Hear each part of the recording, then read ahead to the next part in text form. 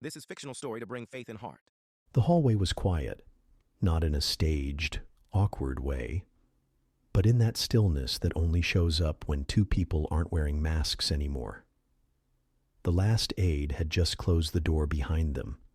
The echoes of clinking glasses and polite chuckles from the dinner inside had faded. All that remained was the soft hum of overhead lights and something unspoken. Elon adjusted his tie, then loosened it altogether, like he needed more space to breathe. Trump, a few feet ahead, stood looking out a high window. His shoulders seemed heavy in a way Elon hadn't noticed before, not physically, but soul deep, like something inside him had been carrying too much for too long. It was Elon who finally broke the silence. "Do you ever wonder what God will remember you for?" Trump didn't turn around. Not right away. His hand rested gently on the window ledge. He let the question breathe, like he was afraid if he answered too fast it might not be honest. "I used to want to be remembered," he said slowly, "as the strongest man in the room." He paused, not for effect, but because something inside him cracked. "But now I just hope he remembers me as someone who tried to fix his heart before it was too late." Elon blinked. It wasn't the kind of answer he expected. "You still pray?" he asked, almost skeptically, not judging, just surprised. Trump nodded, this time turning to face him. His voice wasn't presidential. It wasn't even polished. It was just human. "Every night," he said, "not for power, not for votes, just that my grandchildren don't inherit my pride." The words landed like a whisper you feel in your chest. Elon looked at him, really looked, for the first time not as a public figure, but as a man with regrets, a man learning to kneel. There was a long pause, and in that silence something sacred passed between them. It wasn't religious, it wasn't political, it was just real. "Why that prayer?" Elon finally asked. "Why your pride?" Trump exhaled through his nose. He looked down at his hands, then back up again, eyes damp but steady. "Because it's the one thing I never questioned, and the one thing that cost me the most." He sat down slowly on a bench near the wall, like the weight of memory had finally buckled his knees. Elon stayed standing. He wasn't sure what to say. The man who once ruled headlines was unraveling, not in defeat, but in honesty, and it did something to him. He sat too, quietly, no agenda, no cameras, just two men, and the ache of unfinished stories. Then Elon asked softly, almost afraid of the answer, "Do you think God actually listens to men like us?" Trump didn't speak right away. His lips moved once, then paused. And then, just as Elon thought he might have imagined it, Trump whispered something that left a chill in the air. Trump's voice was barely audible. A whisper, not because he was trying to be dramatic, but because some confessions can only come out that way. "I think he listens most when we finally stop pretending we deserve to be heard." Elon felt the weight of that. It didn't come wrapped in theology or performance. It came like a mirror, turning inward. He looked over at Trump. The former president was staring ahead, but not at anything. Just through time, maybe. Through memories. "When did that start for you?" Elon asked quietly. Trump's jaw moved. He rubbed his fingers together like he was holding something invisible. Maybe a moment, maybe a mistake. "There was this one night," he said. "It was after I left office. Alone in my room, lights off. Couldn't sleep. I just watched an old video of Barron when he was 5, running through the halls laughing. And I thought, when did I stop laughing like that?" He swallowed hard. "I used to think power would protect me, that if I was strong enough, rich enough, loud enough, I wouldn't need God. I'd be godlike." He chuckled, but it wasn't joy. It was the sad kind of laugh you let out when your pride is breaking down its own castle. And that night? Elon asked. Trump leaned back against the wall, eyes glossy now. That night, I cried. For the first time in a long time. I didn't pray a fancy prayer. I just said, God, I don't know who I've become. Elon looked down at his own hands, as if wondering what they'd built, and what they'd lost in the process. I think I've had nights like that, he said. Trump glanced at him, not surprised. Yeah, he said. I figured. There was another silence. This one didn't feel awkward. It felt necessary. You ever wonder, Trump continued, if we only start hearing God, once we run out of our own words? Elon nodded slowly, then whispered, maybe silence is the space where he speaks the loudest. Trump's eyes lit up for a second, like something in him had been waiting for someone else to say that. I used to fill every room, Trump admitted, every moment, every interview, every rally, with my voice. But the moments that changed me, they came in the quiet, alone, with no one to impress, no one to defend. Elon felt something tighten in his chest. He looked at Trump, not as the icon or the billionaire, but as a man trying to unlearn everything that once made him feel safe. Then Trump said something Elon wouldn't forget. I've broken a lot of things in my life, deals, relationships, promises. But the worst thing I ever broke was the little boy inside me who used to believe God actually cared. Elon blinked. And before he could speak, Trump turned to him with honest, open eyes and asked, do you ever wonder if the future we're building is too loud for God to even fit inside? Elon didn't answer right away. That question, is the future we're building too loud for God to even fit inside? It hit deeper than he expected. He leaned forward, elbows on his knees, fingers interlaced. For a man known for rockets and algorithms, his mind suddenly felt unanchored, drifting somewhere more ancient, more sacred. I spend my life, he said finally, trying to create silence in space, but I never realized how much noise we carry inside. Trump nodded slowly, eyes distant. It's like we're all yelling over each other, trying to prove something, and the one voice we need to hear the most gets drowned out. Elon looked over, his voice low.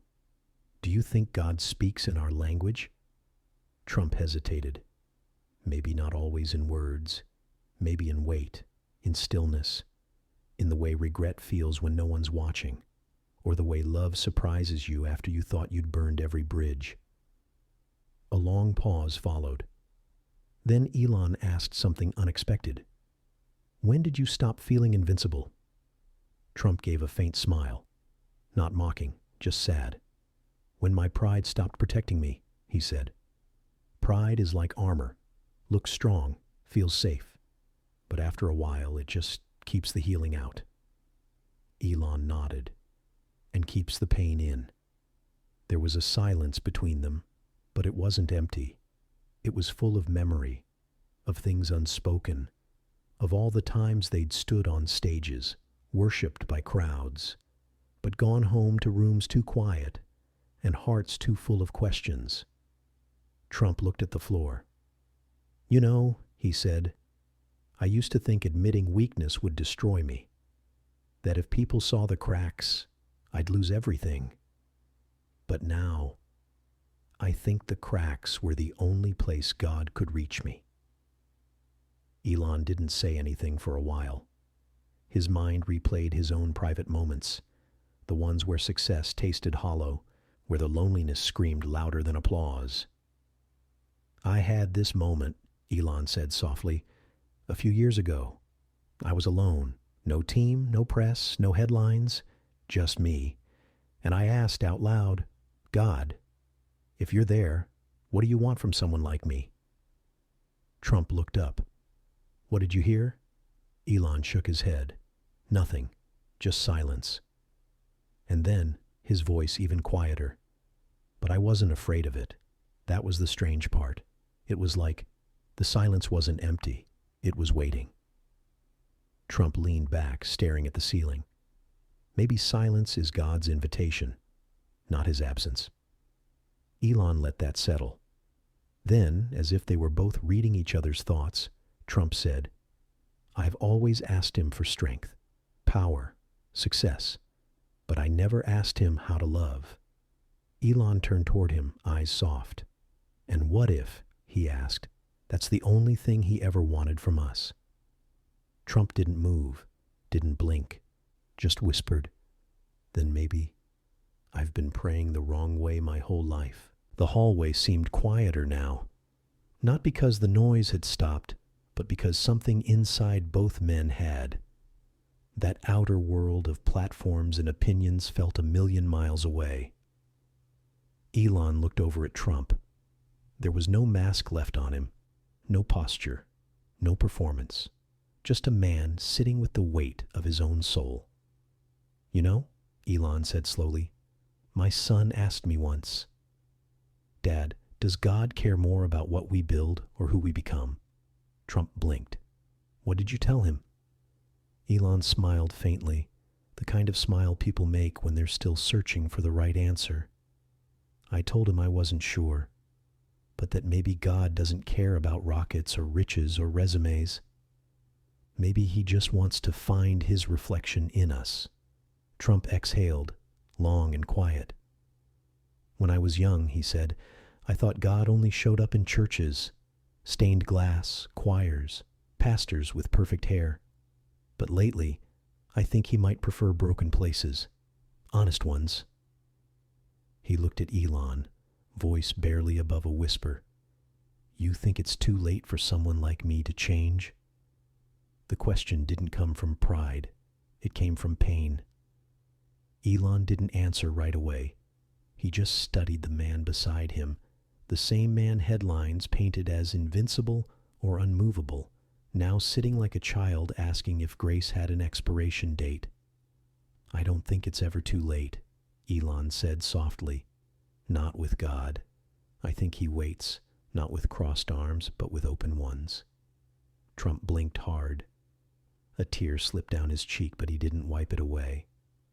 "I used to beg him for victories," he murmured. "Now I just beg him for peace." Another silence. And this one held something sacred. Elon leaned forward slightly. "I wonder," he said, "what would happen if the loudest men in the world learned how to be the quietest in front of God?" Trump chuckled, but there was pain behind it. "We'd probably be unrecognizable." Elon nodded. "Maybe that's the point." For a moment, neither of them spoke. The air between them wasn't heavy. It was holy. Trump looked at his hands again.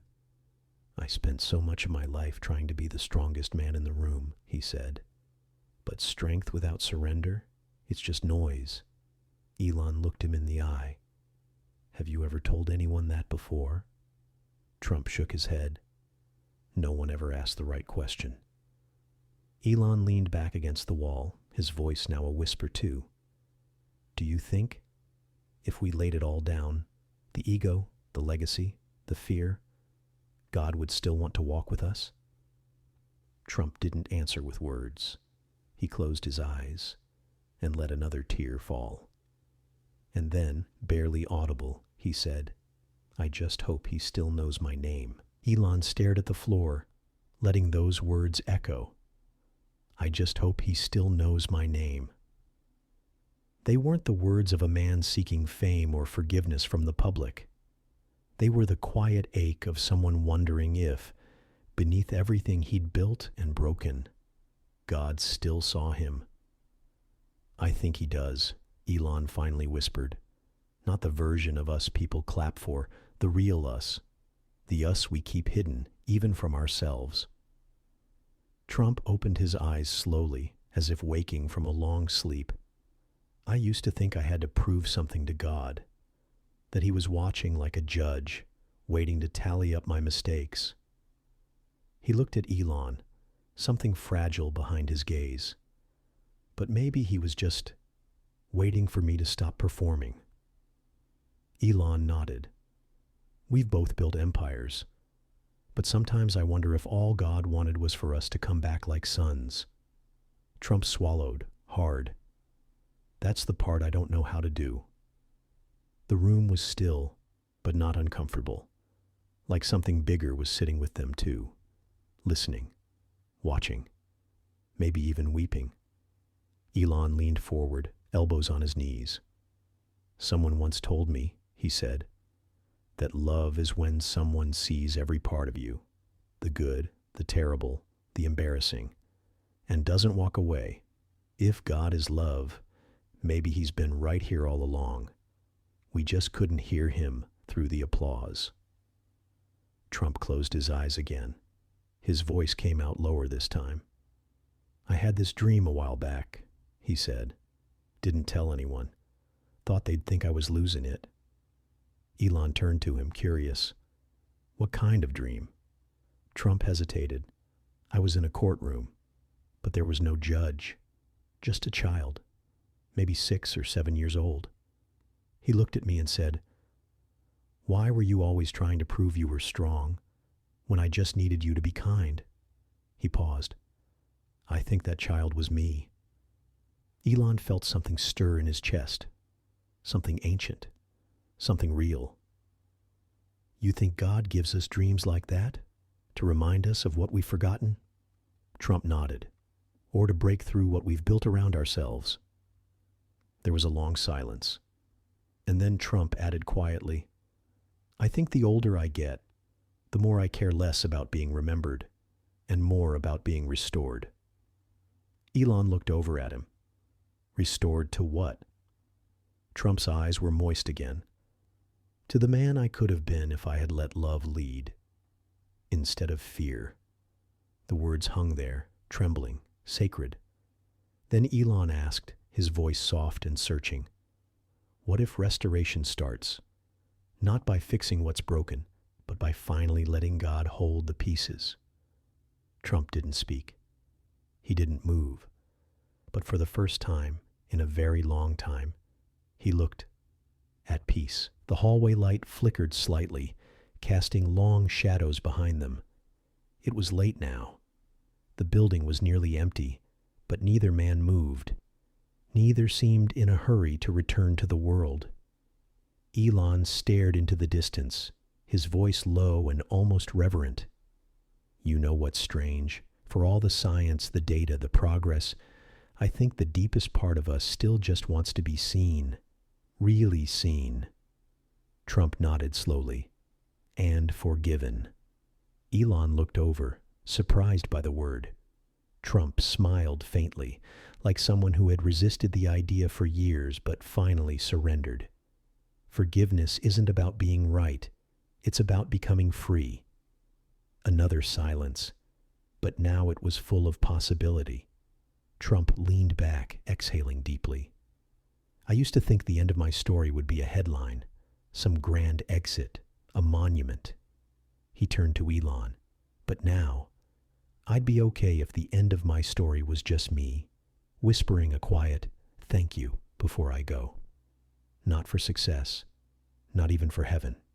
Just thank you for not giving up on me. Elon swallowed hard. Something inside him cracked. He wasn't sure if it was guilt or awe, maybe both. Do you think God feels closer when we finally run out of answers? He asked. Trump nodded. Or when we stop pretending we're not broken. Elon gave a quiet chuckle. Maybe we've had it backward all along. Maybe the most powerful thing a man can do is kneel. Trump looked at him. You think it's too late to start? Elon shook his head. No. I think the moment you ask that question is when it begins. There was a long pause. Then slowly and without a word, Trump lowered his head. Not like a performance. Not like a photo op. He just bowed it. Gently. Honestly. Elon followed. Two of the most watched, quoted, and judged men on earth, sitting side by side, heads bowed, not to each other, but to something neither could fully explain. No sermon, no spotlight, just the sacred hush of two hearts remembering who they were beneath all the noise. After a few moments, Trump whispered, barely audible, "God, I don't need you to fix the world tonight. Just teach me how to love again." Elon's throat tightened. He felt his eyes sting, and then he whispered too, "And if you're still listening, help me become the kind of man my son will remember for his heart, not just his mind." They sat in silence, and maybe, just maybe, that was when the healing began. No crowds, no applause, just two men, and the quiet sound of something deeper than success, something that felt like surrender, something that felt like grace, something that sounded a lot like God.